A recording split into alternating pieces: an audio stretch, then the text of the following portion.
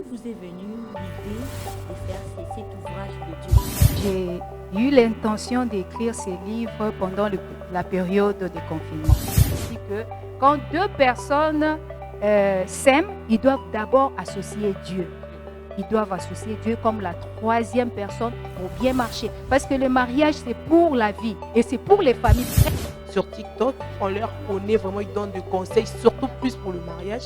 Mais un bon matin, le baquet qu'on s'est renseigné par marraine, parrain.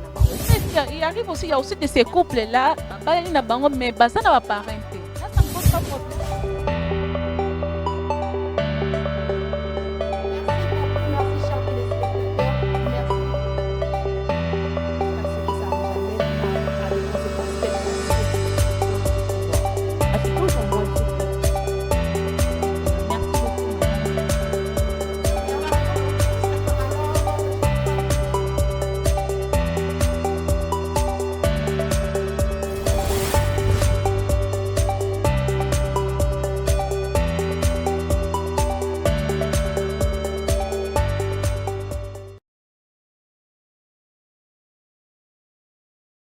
C'est pour nous un réel plaisir de vous avoir encore nombreux fidèles téléspectateurs de l'émission La Voix de la Femme dès ce jeudi. En tout cas, un réel plaisir pour nous, l'équipe de La Voix de la Femme, de vous savoir nombreux sur vos postes téléviseurs, les fidèles de l'émission La Voix de la Femme. Je sais que vous êtes vraiment nombreux à nous suivre. Nous recevons vos messages, nous recevons vos appels. En tout cas, ça nous fait énormément plaisir, je l'ai dit le jeudi passé, parce que vous êtes là en train de suivre tout ce que nous disons, comment se déroule ce moment que nous passons sur le plateau. En tout cas, c'est pour nous un réel plaisir. Ça se fait voir que l'émission La Voix de la Femme continue à être suivie dans toute l'étendue de la République démocratique du Congo. En tout cas, merci beaucoup. Et aujourd'hui, encore une fois de plus, nous sommes réunis pour vous donner encore ce qu'il faut pour la journée d'aujourd'hui. Et sur ces plateaux, nous ne sommes pas seuls. J'ai dit comme ça un bonjour à Madame Jaël Kaïba. Mes salutations à vous, maman. Bonjour, ma très chère Sarah Kindela, toute belle. Hein? Et toi aussi, ma chère. Et à Madame Naomi aussi. Vous allez bien, maman? Très bien, ça roule. Tout se porte bien à la maison. En tout cas, à merveille. Dieu fait grâce. En tout cas, je suis vraiment contente que vous allez bien. Moi également. Et que tout se Et porte toi aussi, bien. ça va? Oui, ça va. Dieu fait grâce, ça va. Ça se va. voit quand même. Hein? On est. Ça se voit. Voilà, en tout cas, avec les fidèles coéquipières de l'émission La Voix de la Femme, nous sommes habitués à vous apporter. Quand vous nous posez des questions, vous demandez tout ce que vous avez comme réflexion, ça arrive vers nous. Et voilà, nous sommes là pour vous donner ce qu'il faut et vous conseiller à ceux qui ont besoin de conseils, ceux qui ont besoin de l'appui, ceux qui ont besoin, en tout cas, du soutien. On est là avec toutes les personnes qui passent dans cette émission. Je crois que la semaine passée, nous avons reçu des gens et qu'ils ont donné leur numéro par lequel d'autres personnes qui étaient déjà en problème ou ils avaient un problème de travail, il y a des gens qui passent pour soutenir, pour aider. Donc c'est comme ça cette émission, c'est pour aider les femmes, toutes les personnes en tout cas ont besoin. Voilà ce que nous faisons. Et sur ces plateaux, nous avons encore reçu une invitée de marque, en tout cas. Aujourd'hui, avec elle, nous avons discuté des sujets des familles, ce qui concerne les familles en tout cas. Il n'y a pas que... Nous savons que en République démocratique du Congo et partout ailleurs, nous sommes nés des familles, issues des familles. Alors, nous allons essayer d'en parler pendant cette émission. Elle répond au nom de Esther Dibandilois.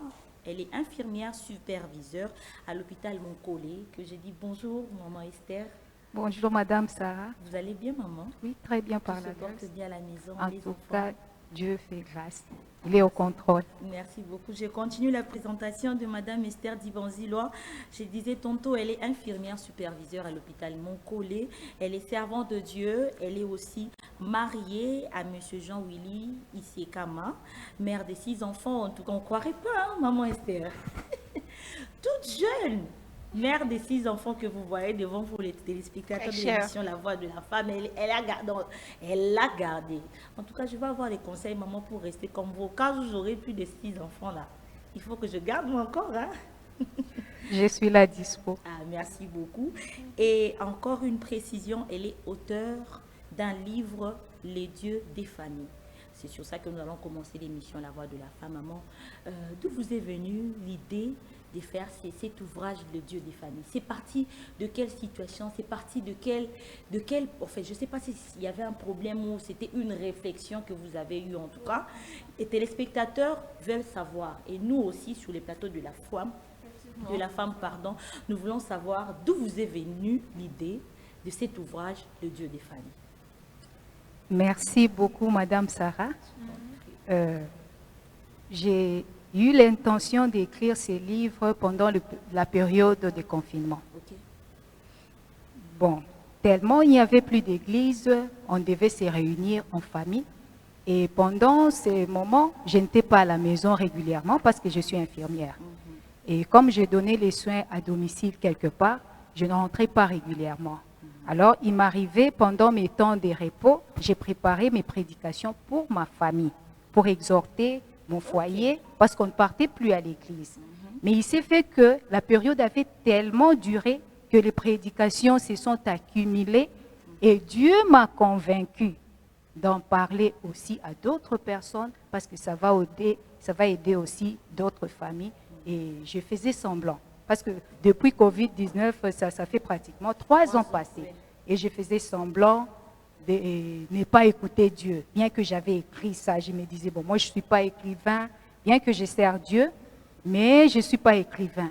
Et Dieu commençait à bloquer quelques situations dans ma vie. Et je me suis dit, non, mieux vaut obéir à Dieu. Et je sais que ça sera une bénédiction pour beaucoup de gens. C'est un peu ça. C'est pendant le confinement que vous avez eu le temps. Vous voyez, le confinement nous a aidé à beaucoup de choses, à réaliser beaucoup de choses. En tout cas, je dis mes félicitations à Madame Esther Divanzi d'avoir pensé à ça. Parce que pendant ce temps-là, nous savons que les églises étaient fermées, on était à la maison. Mais quand même, elle a eu une initiative de préparer les prédications pour la famille. C'est que beaucoup de gens ont manqué à faire pendant le confinement, en tout cas. Et pourquoi mettre ce titre, les dieux des familles? Pourquoi le Dieu des familles? Les dieux des familles, particulièrement, c'est pourquoi, quand Covid est venu, c'était les familles qui étaient affectées. Et c'était aussi une seule occasion, depuis moi je suis née, de voir les familles rester seules. Même bon, je ne sais pas dire domestique, le personnel des ménages était renvoyé chez soi. Donc, on restait vraiment de manière restreinte. Et c'était vraiment un langage de Dieu. Parce que quand on va au travail, des fois, on ne pensait plus à la famille. Et c'était ces moments-là précis que Dieu a choisi pour interpeller la conscience de chaque famille. Mais beaucoup de familles n'ont pas fait attention à cela. Beaucoup de familles, juste après le déconfinement, nous sommes rentrés, certaines sont rentrées dans leurs occupations. Or, c'était un langage. Il y avait des sérieux problèmes, des sérieuses situations qui s'est passées et Dieu voulait ces moments-là pour nous, parce que beaucoup étaient morts. Mais nous qui sommes restés en vie, il voulait nous interpeller. Il voulait nous interpeller, raison pour laquelle il y avait des prédications qui passaient à la télévision, des messages en ligne, tout et tout. Oui, c'était vraiment dans le plan de Dieu pour réunir encore les restes du peuple qui étaient restés en vie. Mais beaucoup n'ont pas saisi cette opportunité. Raison pour laquelle Dieu nous avait mis à cœur de mettre ces livres par écrit. Mais moi, je me disais, je ne savais même pas que ça va passer comme ça. Mais quand il nous a dit de venir, et nous sommes venus. Alors, on peut savoir le contenu même de cet ouvrage, le Dieu de famille, les contenus. Qu'est-ce que vous voulez montrer en fait? C'était pendant ces temps-là, mais on n'est plus en confinement, on avait déjà déconfiné, ça fait 3 ans. Quels sont les contenus les plus forts que vous voulez donner, les messages que vous voulez donner aux enfants de Dieu par rapport à cet ouvrage? Oui, par rapport à cet ouvrage, nous voyons tout ce qui se passe dans le monde. Le monde est monde à partir des familles. Que ce soit le roi de ce monde, que ce soit vous et moi, que les parents soient en vie ou pas, nous sommes sortis de quelque part. Et dans la vie, Dieu, comme il pensait d'abord aux familles, raison pour laquelle dans la Bible on dit qu'au commencement, Dieu a dit qu'il n'est pas bon que l'homme soit seul. C'est parce qu'il avait une idée de multiplier les gens par 2 personnes. Dans cet ouvrage, au début, Dieu commence à nous dire que, vous voyez que j'ai parlé des dieux des familles. Excusez-moi, je serai bilingue parce que je suis interprète à l'église. C'est votre domaine. Nzambe ya mabota. Là, quand quand on parle des familles, ça n'a rien à voir des familles seulement chrétiennes. Là, que ce soit chrétienne ou païenne. Parce que la Bible elle nous dit que Dieu fait pleuvoir sa pluie pour les bonnes personnes et même les méchants.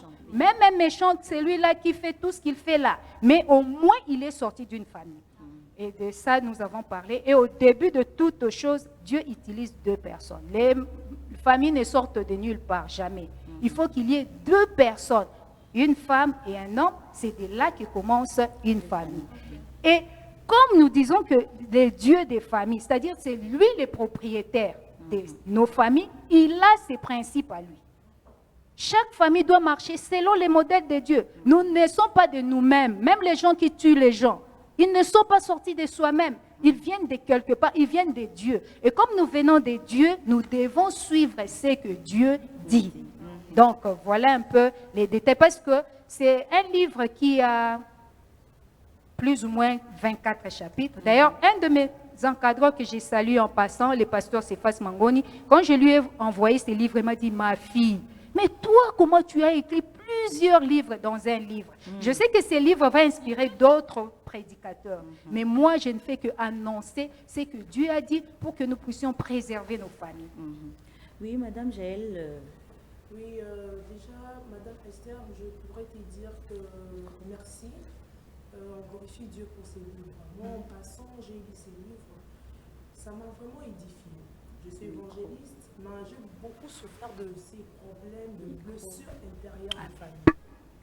J'ai vraiment beaucoup été blessée aux souffrances qui se passent aux familles. Autrement dit, vous avez numéré sur votre livre, vous avez écrit de blessures intérieures. Entre autres, ces blessures intérieures font partie de moquerie, de jalousie. Ce sont des causes qui détruisent vraiment la famille. Et je me suis rappelé d'une chose quand je lisais cette Bible. Ma maman, c'était une servante de Dieu. Avant tout, elle faisait passer la famille. Moi, je me suis dit en lisant cette Bible, Dieu a voulu te transmettre l'importance de la famille. Et en premier lieu, le parent. Quand je bien lis, j'ai bien regardé, je me suis vu que vous voulez un peu nous faire valoir le respect, la valeur que le parent représente. Parce que vous avez même dit au début, nous voyons l'homme et la femme.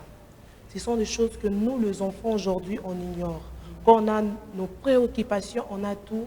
On veut seulement faire ce qu'on veut. On ne veut plus écouter les enseignements, ce que nos parents nous disent. Et tant qu'évangéliste, j'ai eu même à parler de quelques points dessus. J'avais plutôt parlé de causes qui étaient énumérées. Je me suis dit, pourquoi dans une famille, on est toujours dans les jalousies? Comment on peut jalouser? Tu peux jalouser, tu peux avoir de jalousie envers ta propre sœur. C'est ce qu'on peut ignorer, mais ça existe. Sarah, je ne sais pas, Madame Naomi, vous comprenez un peu. Surtout, et ce qui fait plus mal, quand tu as des trahisons venant de ta famille. On voit aujourd'hui de nos jours de femmes ou de sœurs qui trompent qui couchent avec le mari de leur sœur. Des cas pareils, ça existe. C'est bel et bien réel. Et en lisant cela, en tout cas, je rends compte gloire à Dieu. Moi, ça m'a beaucoup édifié parce qu'à la fin, ce que j'ai compris dans ce message de secret de famille, Dieu nous parle de l'amour. Au-delà de tout, même s'il y a des jalousies, même si on ne t'aime pas, toi, transmets l'amour.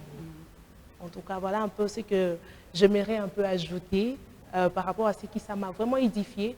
Et je profitais de cette occasion de parler aussi aux fidèles téléspectateurs. Merci beaucoup. Merci beaucoup, Madame Naomi. Vous avez quelque chose à ajouter là-dessus? Bon, merci beaucoup, Maman Esther, d'avoir accepté notre invitation.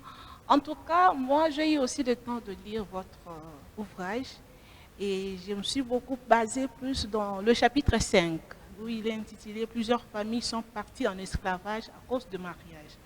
Par là, qu'est-ce qu'on peut comprendre? Plusieurs familles sont en esclavage, cause le mariage. Qu'est-ce qu'on peut comprendre par là?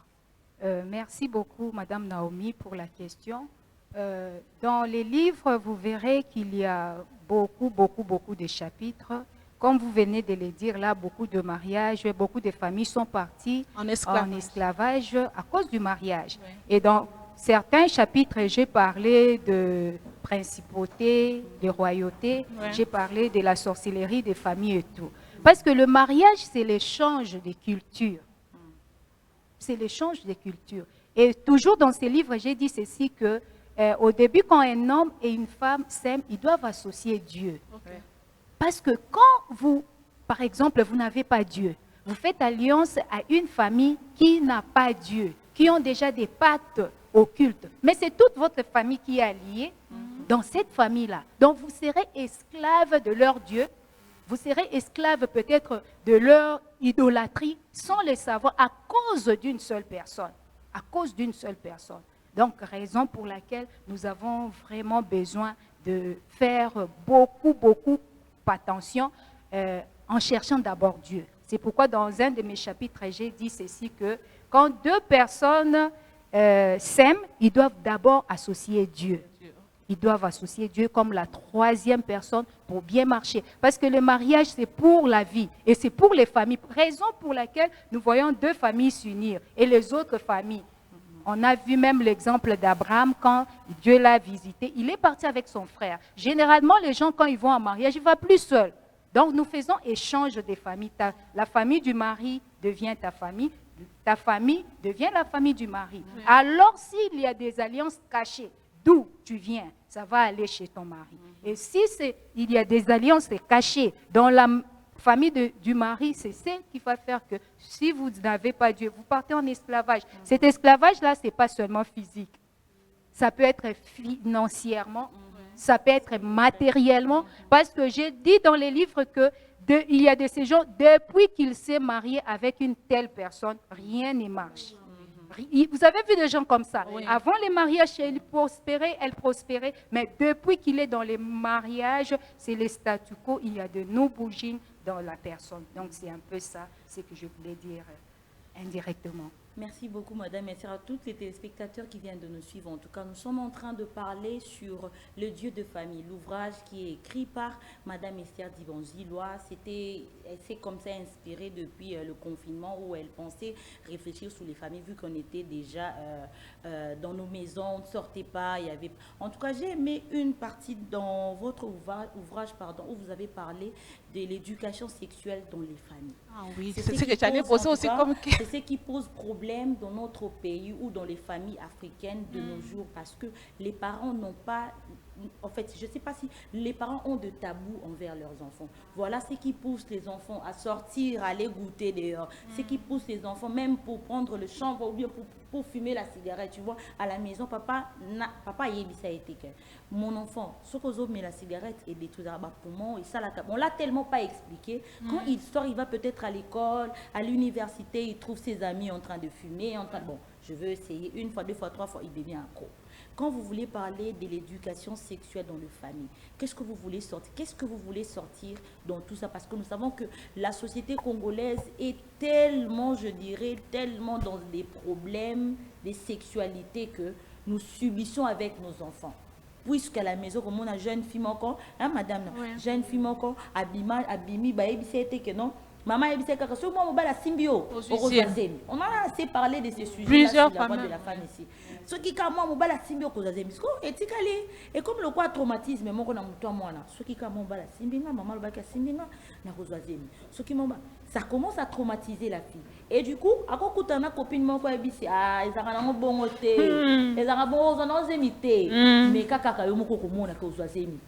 et avec curiosité, la puberté qui pousse les filles ou bien les jeunes garçons dans la curiosité, à aucun doméka.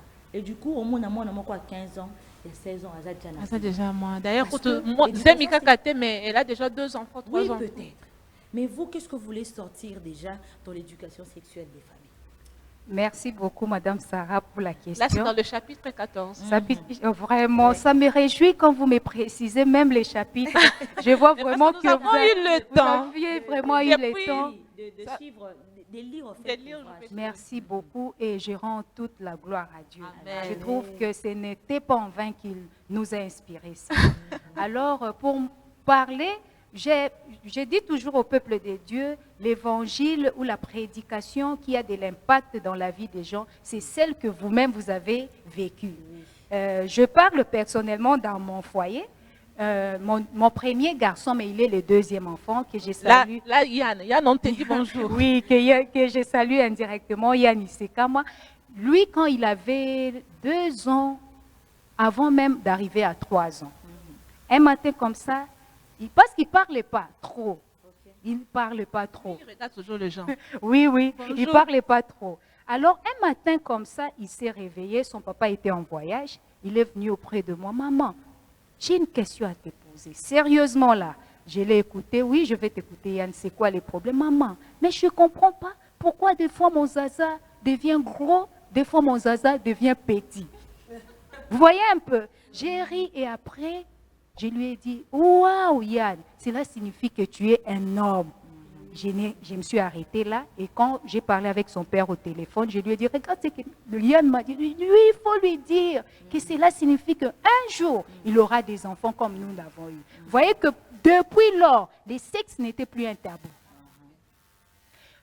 Contrairement à ce que nous avions connu de nos parents. Exactement. Nos parents nous apprenaient tout ce que vous venez de dire là. Si quelqu'un te touche, tu vas tomber enceinte et tout. Non.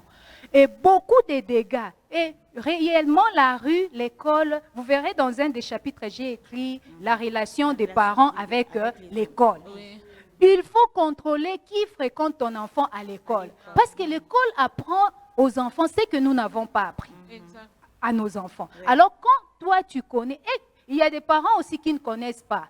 Il faut aussi être humble, d'associer les personnes qui connaissent par rapport. Nous ne parlons pas seulement du sexe pour la reproduction, non. Par rapport à l'évolution et au changement biologique de l'enfant, il faut lui expliquer qu'à tel âge, tu vas voir ça, à tel âge, tu vas voir ça et tu vas te comporter de cette manière. Une telle personne qui a déjà été préparée au sein de la famille, dans la société, c'est difficile, qui passe par le viol, qu'il passe par la dépravation de mœurs, en tout cas, c'est difficile. Donc, voilà un peu ce que je voulais dire dans ces chapitres-là par rapport à l'éducation sexuelle. Et j'ai vu encore, je ne sais pas, madame, j'ai vu encore, en tout cas moi, le livre j'ai vu encore dans un chapitre où vous avez parlé de danger de l'occultisme. Nous savons que nos foyers, nos familles congolaises, je parle plus de la République démocratique du Congo, un peu ces taux-là de la sorcellerie, tu vois, biso combat spirituel. Et banda kala likambo état d'âme. État d'âme n'est bien ta kovana ndaku nangate. État d'âme amututé les a bien te ako sala boité. Moi nanga kokena ndaku na été état d'âme. O kuna mona ki parcelle wana na lupango na bango kuna état d'âme baya na bango bazaka bandoki. On a trop vécu ça. En tout cas, c'est un truc qui était... Je crois que même ça a un peu atténué ces temps-ci. Mais avant, c'était genre le combat spirituel. Donc, mouton, c'est comment quelqu'un banga mouton. Oh, t'es, dans le pan, on a surtout de belles mamans. Le pan, on a depuis Tokotango, c'est chéri, c'est Kota et tout ça. Quand vous voulez parler de l'occultisme, je ne sais pas, vous allez aller dans quel sens quand vous parlez de l'occultisme dans les familles? Dans ce chapitre, je voulais juste mettre en garde aux gens.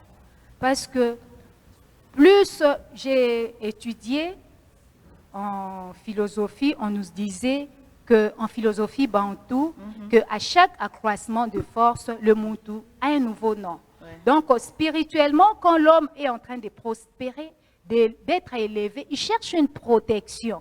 Donc quand nous parlons du danger, c'est-à-dire nous mettons une mise en garde au peuple de Dieu.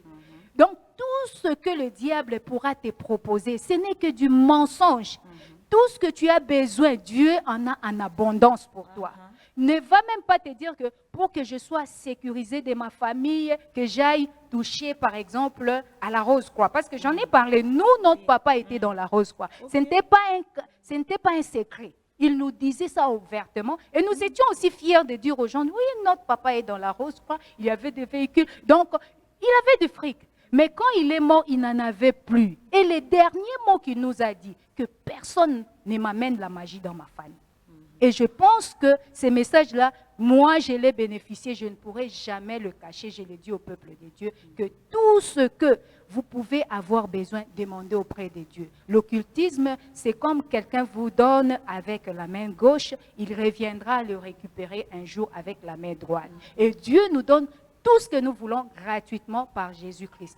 Passez seulement par Jésus. Si vous avez les péchés, abandonnez les péchés. Il va vous laver par son sang. Et en confessant Jésus-Christ comme Seigneur et Sauveur, vous aurez tout. Donc, il n'y a plus d'autre protection. Donc, c'est une mise en garde dans ces chapitres-là quand nous parlons du danger de l'occultisme.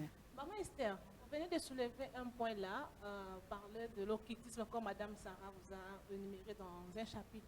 Mais que direz-vous de ces familles-là? C'est la rencontre, ils ont famille. Malgré ils sont de chrétiens, mais basant toujours dans le code, basant toujours dans le code, en code. Vous direz quoi sur ce genre de pratique?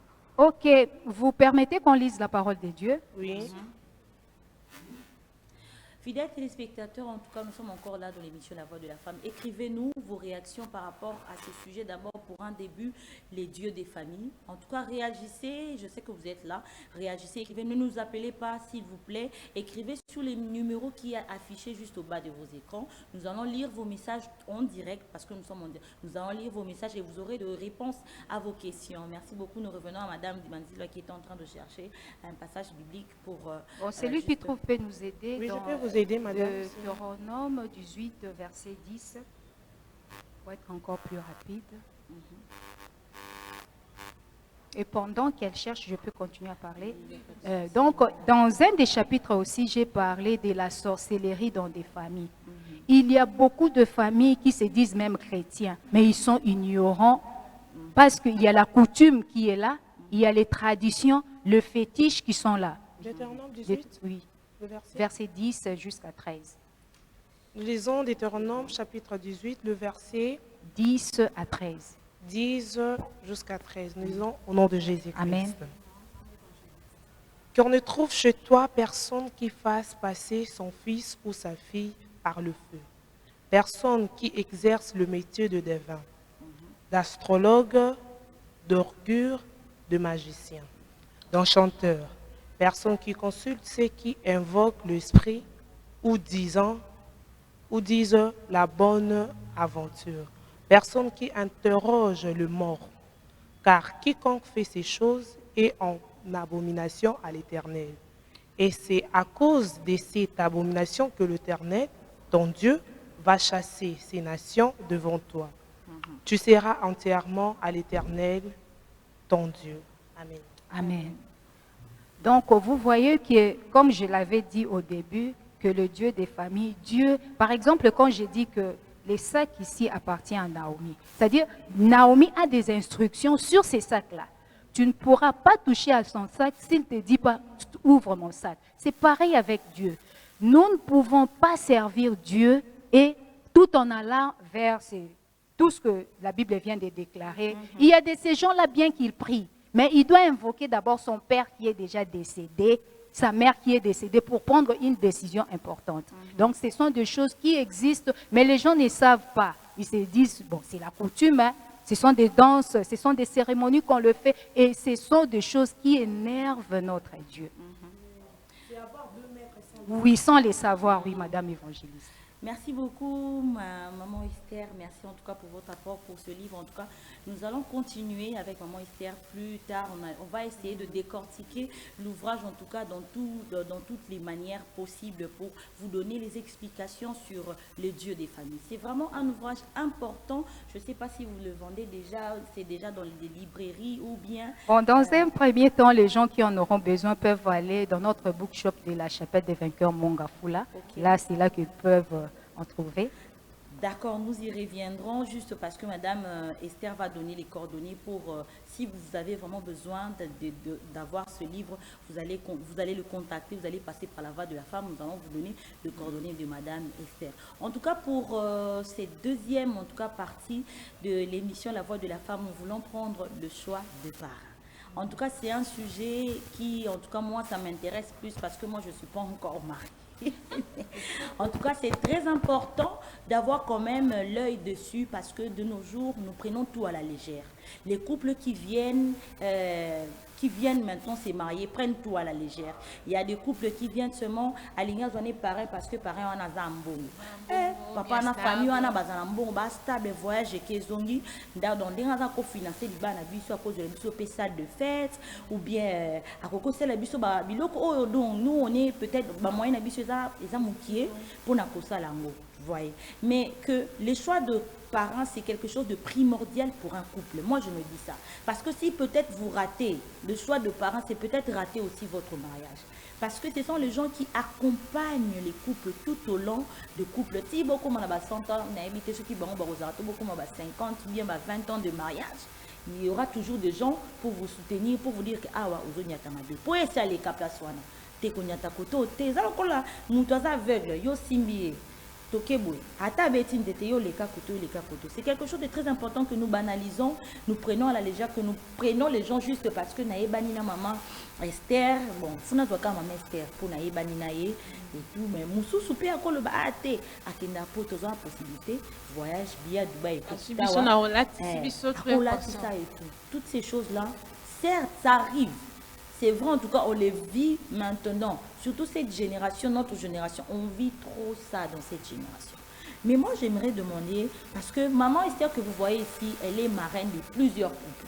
Avec son mari, papa Jean-Louis, que nous saluons. Ils sont parrains de plusieurs couples. Pendant tout ce temps, je ne sais pas, je vais d'abord commencer par une première question pour demander à Madame Esther. Madame Esther, vous avez fait combien de temps avec papa depuis que vous êtes mariée? Ça fait déjà combien d'années? Bientôt 16 ans. Bientôt 16 ans quand même, il y a de l'expérience, ils ont survécu à beaucoup de choses. Mais la première question que nous allons nous poser, et les fidèles téléspectateurs qui sont en train de nous suivre, c'est de savoir quels sont les critères pour faire un bon choix de couple parrain. Soit qu'est-ce qu'il faut pour avoir les critères pour les bons choix des parrains. De nos jours, j'ai énuméré bongo, par exemple stabilité na bango plus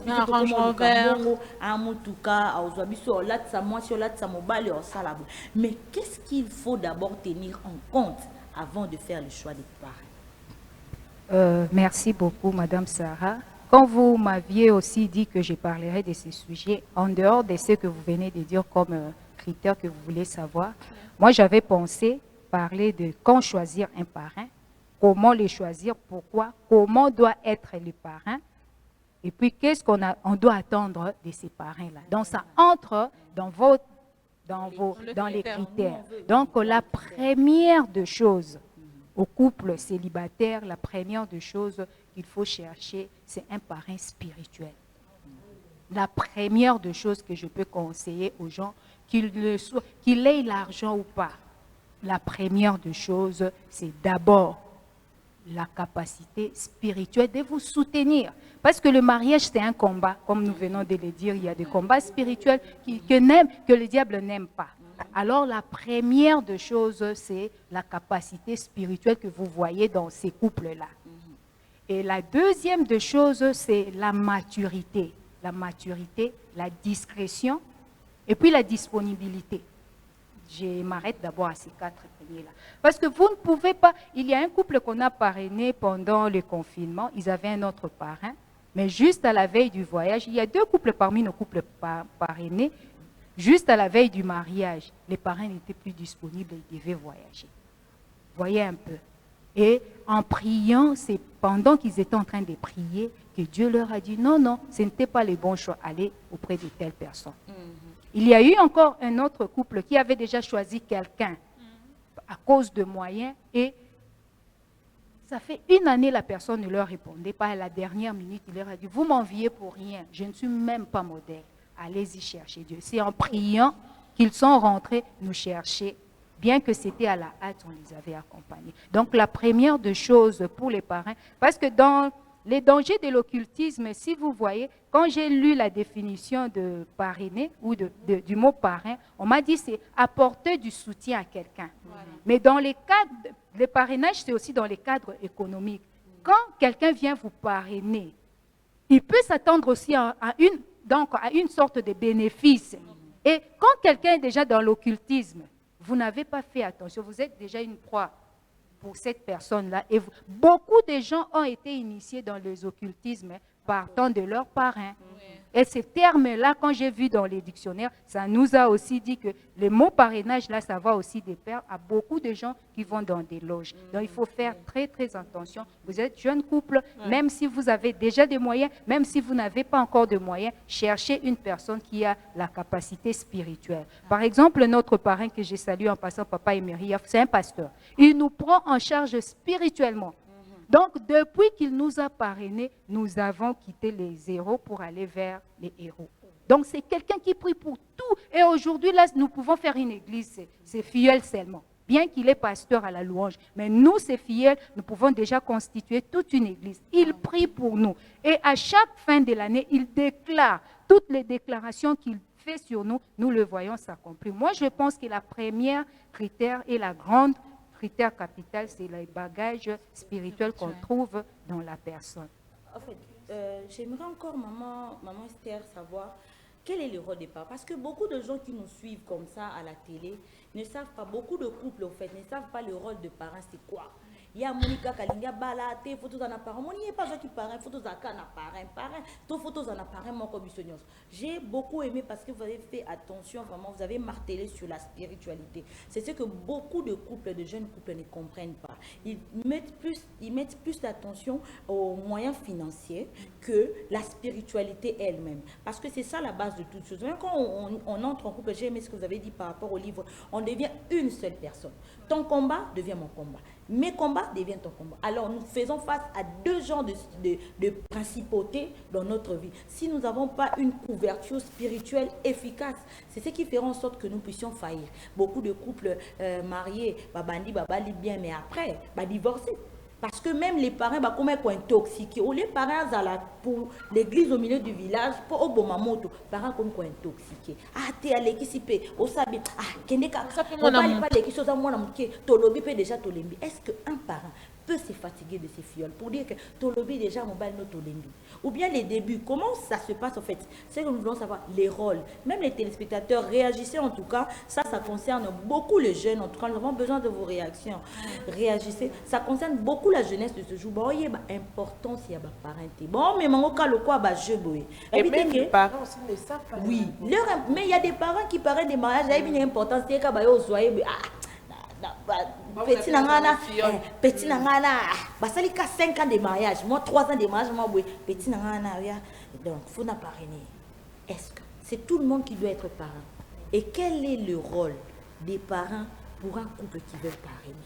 Merci beaucoup pour la question. Avant d'abord de commencer à parrainer notre premier couple, j'ai eu à refuser 20 couples. Okay. Plus de 20. Là, je n'avais que 2 enfants, je pense. Les gens, combien d'années de mariage? 16 ans. En ces temps-là, déjà, c'était plus de 5 ans, plus de 5 ans, oui. Et j'ai refusé. Mais pourquoi tu... Il y a eu même un couple pasteur qui sont venus.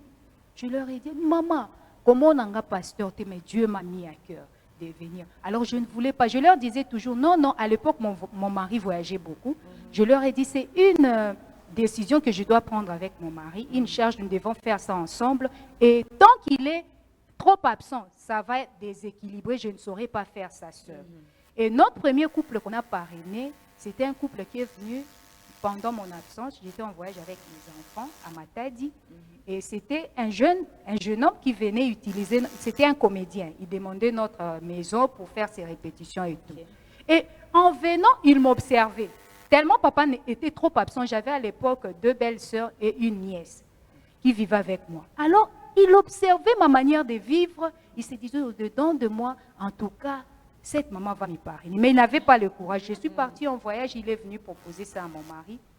Quand il m'a dit ça au téléphone, il y a un jeune qui est venu, je lui ai dit, pour celui-là, on doit accepter parce que c'était un païen. Mais tu dois lui dire que la première des choses, il doit venir à l'église. Et aujourd'hui, là, il est parmi les serviteurs de l'Église. Donc, moi, je pense que le rôle du parrain, ce n'est même pas vous ingérer dans le problème de vos filles, c'est les accompagner d'abord spirituellement.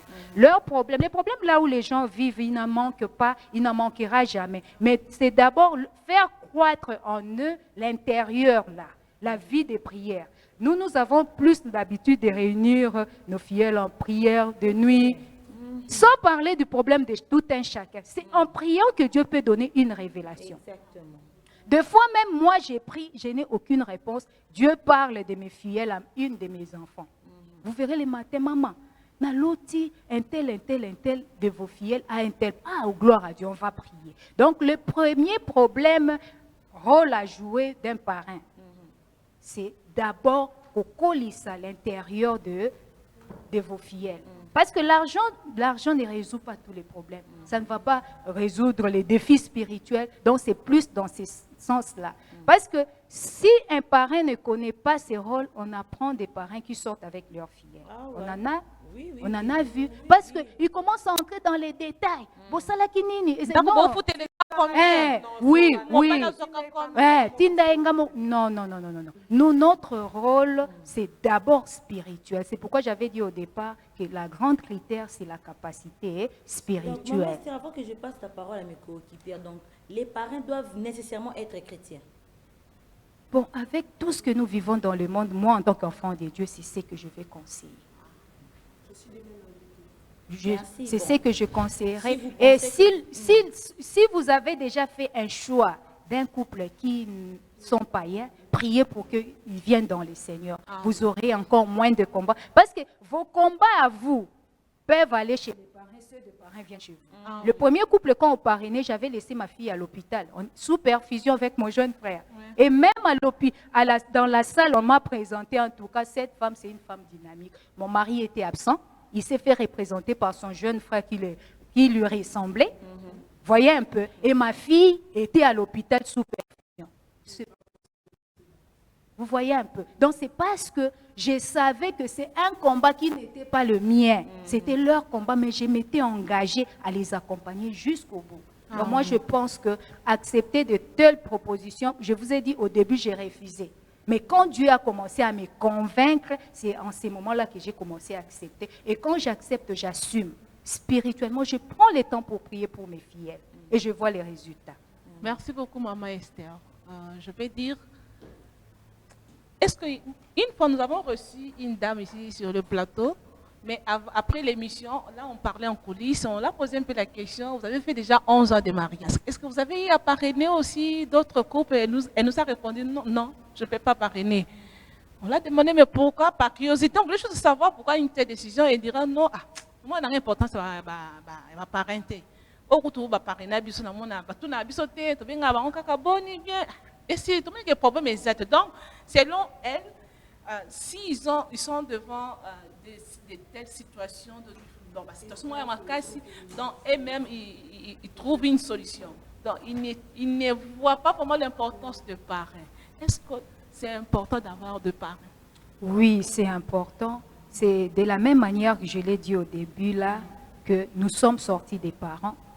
Et dans un des chapitres, j'ai dit, si vous voulez avoir des enfants de qualité, il faut d'abord être aujourd'hui là, enfant de qualité. Papa ebisio ko sala boete ko salate. Pour que après demain, olobate, si je savais, likambo ezokome, mais yo mo roza ki mutu makasi. Vous voyez un peu, moi on m'a parrainé, pourquoi pas moi aussi me sacrifier pour les autres? Et quand on m'a parrainé, la reconnaissance là, c'est pas que je vais chez les parents chaque jour, mais cette couverture là, comme Madame Sarah l'avait dit, est très importante.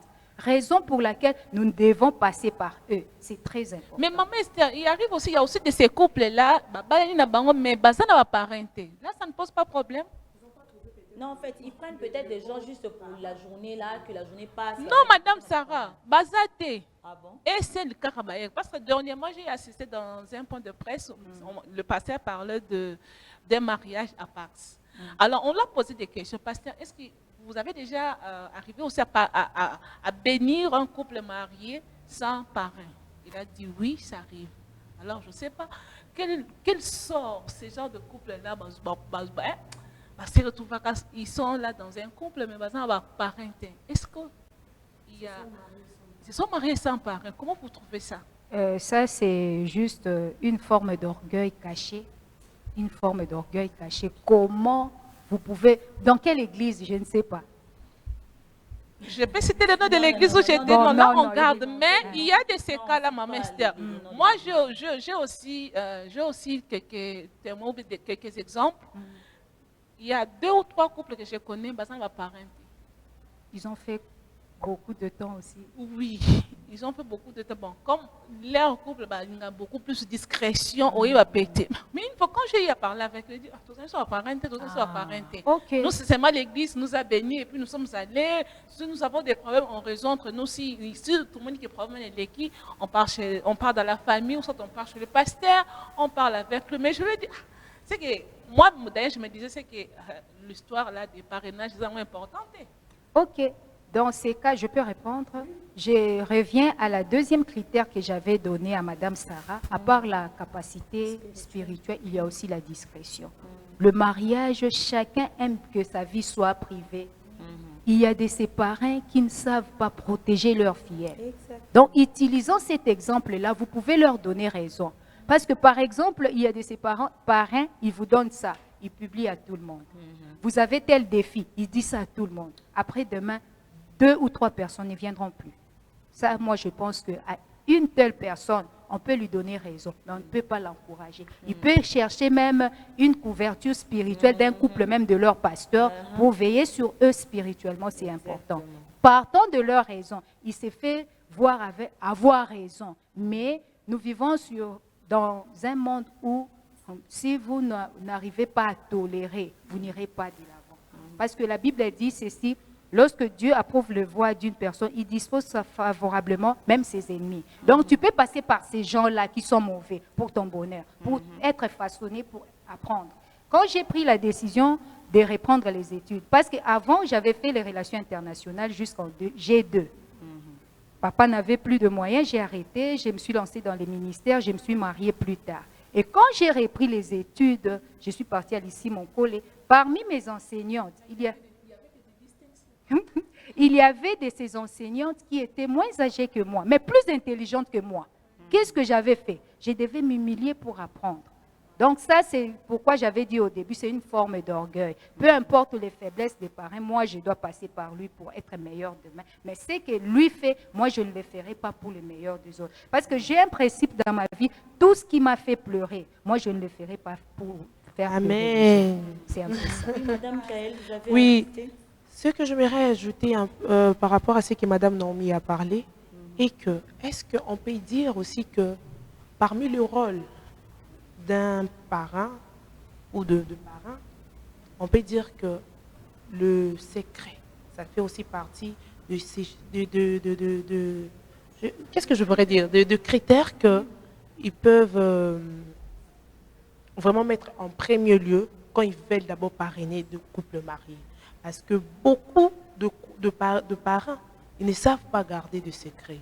Mais moi, je me dis en soi, quand même, quand tu veux parrainer, il faut savoir qu'en toi, comme vous êtes, comme je sentis, c'était là chez vous, quand vous vous exprimez, je sens que vous avez cette souci, vous sentez en vous cette charge que ça y est en vous, vous devez toujours accompagner vos filleuls, ces couples-là que vous avez à parrainer, que vous devez garder leurs problèmes et chercher à ce qu'on puisse prier, que Dieu puisse donner la solution. Mais de nos jours, ce n'est pas ce qu'on voit. On voit que Mingi va s'écrire, ou caché, couple, ou même, je peux donner l'exemple des influencés sur TikTok, même que ce soit un homme ou une femme, sur TikTok, on leur connaît vraiment, ils donnent des conseils, surtout plus pour le mariage. Mais un bon matin, le baquet qu'on s'est renseigné par parrain, marraine, parrain, secret, mingi akati, et qui demandé par bango. Voilà pourquoi, de nos jours, donc, pour moi, je ne sais pas, je préfère que tant que vous êtes déjà parmi ces personnes qui parrainent les gens, essayez un peu de nous aider à nous dire qu'on doit vraiment insérer, impliquer ça aux parrains. Le secret, c'est vraiment très capital. Avant de parrainer, il faut savoir garder les secrets de certains couples. C'est exact? Oui, là, vous avez vraiment raison. Par exemple, moi, même en vivant dans mon quartier, moi, de nature, je suis très gentille, mais je suis trop réservée. Donc, tu peux vivre avec moi, faire des années avec moi. Si j'ai dit que je n'ouvre pas cette chambre-là de ma vie, c'est bouclé. C'est comme ça. Donc, c'est cette ligne de conduite que j'ai fait. J'ai plusieurs filleuls, mais je ne peux pas. Du fait que je vous ai dit que tout ce qui me fait pleurer, je n'aimerais pas que l'autre pleure de ça par moi. Donc, je sais que ça, c'est pour tel couple. D'ailleurs, presque toutes mes fillettes, quand elles arrivent enceintes, elles m'annoncent, maman, bonne nouvelle. Et si elle me dit, je lui dis, je peux dire à papa, oui. Si elle dit non, je garde. Et le jour où elle va accoucher, papa sera étonné. Moi, j'étais informée, mais parce qu'elle ne m'a pas dit de vous dire. Donc, c'est un peu comme ça. Ça, c'est vraiment une qualité à réveiller dans les parents. C'est très important. Parce que parrainer un mariage, c'est cacher leur nudité. Personne de tel que nous sommes là n'aimera que sa nudité soit exposée. Donc, même moi, là, si j'apprenais que tel a dit de moi parce qu'elle est parrain, je n'apprécierais pas. Et comme moi, on n'a pas fait ça à moi, moi, je ne le ferai pas. Et ceux qui ne sont pas, raison pour laquelle je commence au couple fiancé, cherchez, ayez le temps de chercher Dieu. Je me rappelle comme nous nous sommes aimés avec mon mari, nous avions commencé à emboîter les pas de fiançailles. À chaque fois qu'on s'est croisés, on ne faisait que prier. Parce que j'ai épousé les grands frères à mon pasteur. Donc j'étais dans une église servante pendant 2 ans. Lui, il était ouvrier, moi aussi ouvrier, il m'observait. Alors, tellement son jeune frère était mon pasteur, il connaît comment j'ai marché avec Dieu. Et quand nous avons commencé les fiançailles, quand on arrive, on prenait le temps de prier. Un jour, il a dit à son frère, toi là, je pense qu'avec Esther, ça ne sera que la prière et la Bible. Non seulement ça, c'était aussi pour prendre les directives venant de Dieu. C'est un géologue, il devait me préparer qu'il serait absent 2 fois du foyer, comment je devais... On avait le temps de parler de notre avenir, mais on prenait le temps pour prier. Parce que quand vous ne priez pas, vous allez tomber sur cette personne-là qui n'a pas la discrétion. Et vous allez pleurer, mais ça sera trop tard. Vous êtes déjà son proie, sa proie à elle. Donc moi, je pense que nous, même les femmes célibataires, nous devons d'abord commencer à chercher la face de Dieu, sincèrement, si nous voulons un meilleur avenir. Pour ne pas dire, ah, mais pareil, n'oublions pas qu'il est humain. Il peut se retrouver dans une erreur, mais faisons effort en tant que parrain. Faisons un effort en tant que parrain d'éprouver la maturité en protégeant d'abord nos filleuls par la discrétion. Leurs secrets ne doivent pas être exposés. Juste, madame, une petite question, maman Esther. Oui, Maman oui. Esther, vous pouvez nous donner l'émotion quand on vous a annoncé que vous êtes marraine? Par exemple, vous parrainez un couple. Quelle était votre première émotion? La première émotion, je me dis toujours, Seigneur, merci. Merci. C'est pourquoi. Et généralement, beaucoup de couples viennent au moment où moi j'ai un défi. En moi, je me pose beaucoup de questions. Vous verrez un soir, ou bien en sortant de l'église, une soeur vous dit que maman, j'ai besoin de toi. Bon, je me dis peut-être, elle veut me corriger mon accoutrement, mais elle me dit maman, non, j'ai fait tout ce qu'il faut pour le mariage, mais Dieu m'a dit pendant que j'ai prié, c'est toi qui... D'ailleurs, je ne connais pas, parce que mon mari, beaucoup de gens ne le connaissent pas trop. Je ne connais pas trop papa, mais Dieu m'a dit de venir te voir. Il y a les gens comme ça. Et intérieurement, je me dis, merci Seigneur, tu me connais. Tu m'as donné une mission. Je dois l'accomplir. Donc la première des choses, je dis toujours merci à Dieu. Et je prie encore et je m'accroche encore à Dieu pour l'accomplir fidèlement. Et que je ne sois pas la déception pour la personne à qui Dieu a dit de venir vers moi. Merci beaucoup, Madame Esther. En tout cas, ce sujet est tellement vaste et tellement... On aura toujours envie de poser des questions, mais parce qu'on court derrière le temps, on n'en a pas assez. Je crois que prochainement, nous allons continuer avec ces sujets parce qu'il faut faire comprendre aux gens, beaucoup de gens nous suivent que les mariages, ce n'est pas un jeu. J'ai entendu maman Annie Kondo qui est passée dernièrement, c'est l'émission pour dire que les mariages, c'est pour les responsables. Et pour faire même le choix des parents, même le choix d'un conjoint, il faut demander à Dieu. Bon, on ne va pas dire à Dieu de te montrer, mais quand même que Dieu te prouve peut-être par des actes. Par des actes, toi-même tu demandes à Dieu que non, j'ai besoin de tel signe, en la personne qui viendra de tel signe, peut-être à mon parrain ou bien à ma marraine, de tel signe. Comme ça, tu verras dans les signes. Parce que Dieu ne parle pas audiblement comme ça. Peut-être qu'il peut utiliser une personne, peut-être qu'il peut te montrer par des signes. Que nous demandons à Dieu, je vais voir tel signe, tel signe. Si Dieu accomplit le 2, au lieu que tu avais demandé 4, c'est déjà une réponse. Donc, faites très attention et toujours associer Dieu dans chaque étape de votre mariage, de processus que vous avez entamé. Faites toujours associer Dieu dans tout. Et trouvez des personnes qui sont plus spirituelles que vous, qui vont vous aider. à accomplir la mission que Dieu... Parce que même quand on est en couple, je crois que Maman Esther est d'accord avec moi, il y a une mission que Dieu donne à chacun de nous dans son couple. Tu peux être chrétienne et que ton mari ou bien que ta femme est païenne, Dieu t'a donné une mission de les convertir. C'est par là que tu dois commencer. Et toujours associé, en tout cas, ces sujets, moi, ça me donne de chair des poules parce que je ne suis pas encore mariée. Je suis déjà en train de tirer ce qui est bien pour moi, comment je vais emboîter les pas pour continuer, pour vivre un foyer heureux. Parce que ce n'est pas donné à tout le monde d'avoir un mariage heureux. Beaucoup de gens souffrent dans les mariages parce qu'au début, tu avais mal commencé. Si tu commences bien, tu vas terminer bien. Voilà, chers téléspectateurs, en tout cas pour nous, c'était vraiment un réel plaisir d'avoir reçu Madame Dibanzi-Loa Esther sur notre plateau. Et je vais aussi en profiter pour donner ces informations à Madame Esther. Ces informations, maman, les produits que vous voyez ici, ce sont les produits de TCB. Les produits qui sont devant vous. En tout cas, c'est pour les femmes. Ça nous aide, nous les femmes, même dans nos tissages, dans tout ce que nous avons, d'être vraiment très bien. Alors, Madame Jaël, vous pouvez nous aider en tout cas pendant ce temps. Nous avons ici le produit qui sont devant nous, Air Nourishing Food, qui est donc une pommade. C'est la pommade qui est en jaune. C'est la pommade qui est en jaune, là, que vous voyez devant vous, Air Nourishing Food. Donc, la pommade fait gonfler les cheveux, fait pousser les cheveux, le cuir chevelu, pardon, et assouplit le cheveu. La pommade qui est en jaune, là. Et le deuxième, c'est TCB Sheen Spray, c'est le spray qui est juste la bouteille qui est là long devant vous.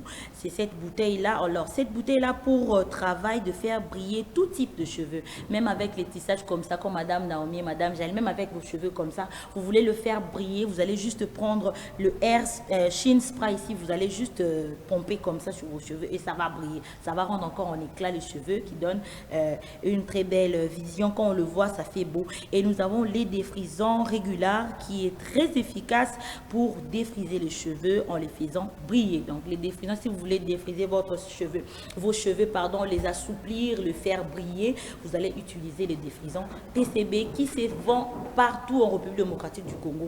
Et la marque TCB, vous allez juste voir sur les produits, vous allez voir la marque TCB qui est marquée, c'est de l'original. Mais si vous ne voyez pas cette marque-là, en tout cas, faites gare aux pirates, les gens qui sont en train de pirater les produits. En tout cas, c'est ça l'information que je voulais vous donner, Madame Esther. En tout cas, utiliser en famille pour les enfants, c'est très, en tout cas, vous allez donner un témoignage. Si vous utilisez les produits TCB, c'est vraiment des produits des qualités et des marques, je répète, qui se vendent partout en République démocratique du Congo, dans les supermarchés, dans les boutiques, les magasins.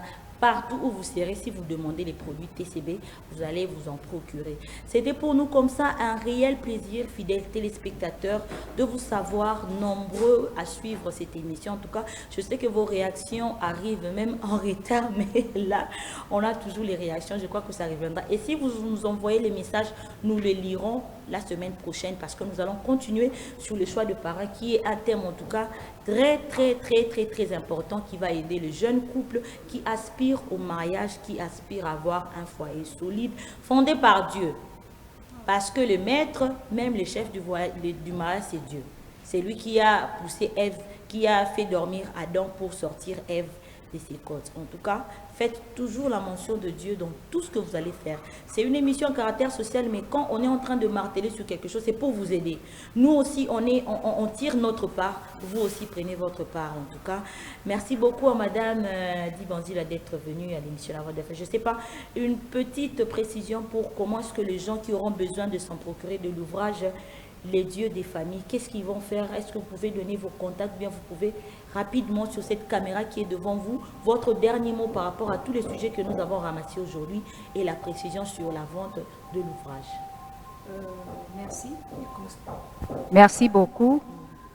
Pour l'ouvrage, je suis servante à la Chapelle des Vainqueurs. Vous pouvez passer à la Chapelle des Vainqueurs internationale Mongafula. Nous avons une bibliothèque.